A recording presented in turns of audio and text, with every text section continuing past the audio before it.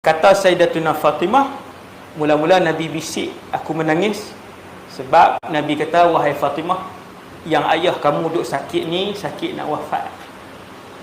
Nangis Sayyidatuna Fatimah, maksudnya sakit nak wafat. Lepas tu tunduk kali kedua, Nabi bisik, Fatimah ketawa. Sebab apa? Sebab kali kedua tu Nabi bisik, wahai Fatimah, kamu adalah ahli keluargaku yang pertama yang akan bertemu dengan aku selepas kewafatan aku. Maksudnya, wahai Fatimah, kamu adalah ahli keluargaku yang pertama yang akan mati selepas aku.